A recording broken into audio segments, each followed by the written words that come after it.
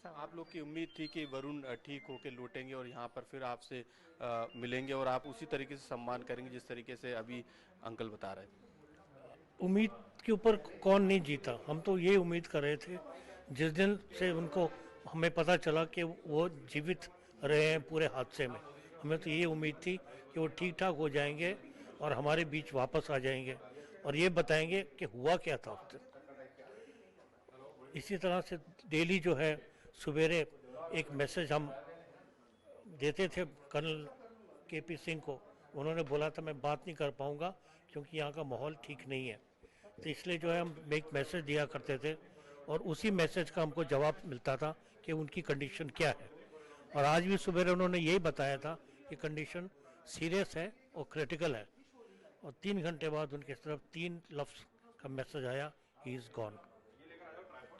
बिल्कुल, क्योंकि जो निधन के बाद जो जानकारी मिली, क्योंकि आप जब ये पता चला कि इस हादसे में वरुण जो है वो बच गए, उनका इलाज चल रहा है, लगातार आप उनके पिता से संपर्क थे, फ़ोन पे हालचाल ले रहे। देखिए, जब घटना घटी थी तो जब ये समाचार मिला कि वरुण सुरक्षित हैं और उनका इलाज चल रहा है, तो एक आशा की उम्मीद थी कि आज नहीं कल, कल नहीं तो परसों उपचार से वो स्वस्थ होंगे, देश को जानकारी मिलेगी कि घटना घटी क्या थी, सच्चाई क्या थी।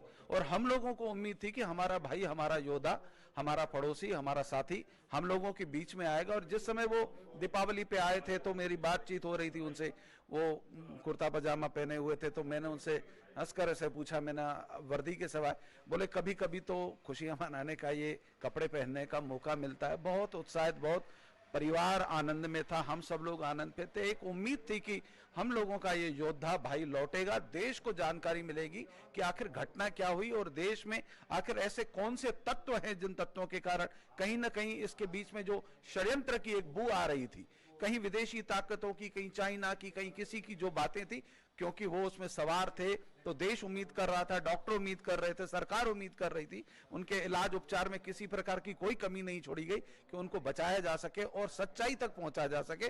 परंतु आज हम लोग निराश। क्या बातचीत हुई थी आपकी, क्योंकि उससे पहले जब उनको जब उनका सम्मान हुआ था, आप लोगों ने यहाँ पर किया था, एक कार्यक्रम का आयोजन भी किया था। देखिए, ये बच्चे जब घर आते हैं, खास तौर पे फौजी के बच्चे, हम लोग इस जिंदगी से 30-35 साल गुजर चुके हैं, हर्षोल्लास रहता है, अच्छा एटमॉस्फेयर रहता है, सबसे मिलते हैं, सबसे जुलते हैं, कोई सब घर खुले। क्यों इस फ्लोर के ऊपर अगर आप देखिए, तीनों आर्मी ऑफिसर के फ्लैट ओनर्स हैं, इसी प्रकार नीचे की रूप है। यहाँ पे इसमें तकरीबन 11 से 12 सशस्त्र सेना के परिवार है जो हम लोग सब एक साथ यहाँ रहते हैं। सबके घर एक फैमिली के तरीके से, किसी के आना किसी के जाना, वो सब है। हम सबको पता है सशस्त्र सेनाओं की सेवा कंडीशन के बारे में, हम सबको मालूम है क्या हो सकता है क्या नहीं। इस प्रकार से हमको, इसलिए कभी भी काम की बात हम लोग ज्यादा नहीं करते। तो आपने देखा वरुण सिंह के जो पड़ोसी हैं, जो रिश्तेदार हैं, जो परिचित हैं, वो किस तरह से अपनी भावनाएं व्यक्त कर रहे थे। शौर्य चक्र से सम्मानित ग्रुप कैप्टन वरुण सिंह अपनी जाबाजी के लिए जाने जाते थे, हवा से बातें करने के लिए पहचाने जाते थे, आपातकाल में हिम्मत बढ़ाने वाले थे। आइए देखते हैं कौन थे कैप्टन वरुण सिंह और उनकी वीरता की कहानी क्या क्या है। एयरफोर्स के ग्रुप कैप्टन वरुण प्रताप सिंह वो शूरवीर थे।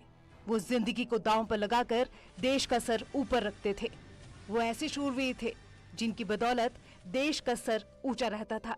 ऐसे शूरवीरों की बदौलत ही देश का नाम और उसका सम्मान और दुश्मनों की आंखों में आंख डालकर जवाब देने का जज्बा हर शूरवीर के खून में बसता है।